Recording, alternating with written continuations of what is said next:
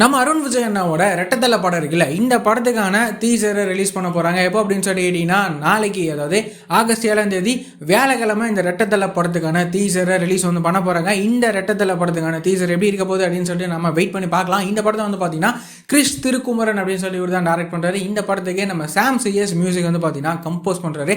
அதுக்கப்புறமா பார்த்தீங்கன்னா நம்ம ராகவா லாரன்ஸ் மாஸ்டரோட பிரதர் எல்வின் இருக்கார்ல, அவர் நடிக்கிற படம் தான் புல்லட். இந்த படத்தை பார்த்தீங்கன்னா இன்னிசை பாண்டியன் அப்படின்னு சொல்லி இவர் தான் டைரக்ட் பண்ணுறாரு.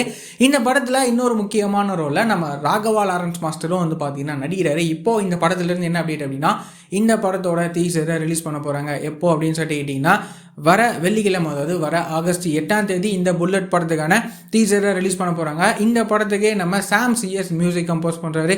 ஸோ இந்த புல்லட் படத்துக்கான டீசருமே எப்படி இருக்க போகுது அப்படின்னு சொல்லிட்டு நம்ம வெயிட் பண்ணி பார்க்கலாம். அதுக்கப்புறமா நம்ம கோபி சுதாகர் இருக்காங்கல்ல, இவங்க 2 பேரும் சேர்ந்து நடிக்கிற படம் தான் ஓ காட் பியூட்டிஃபுல். இந்த படத்துக்கான ஃபர்ஸ்ட் சிங்கிளை யார் தெரியுமா பாடியிருக்கா?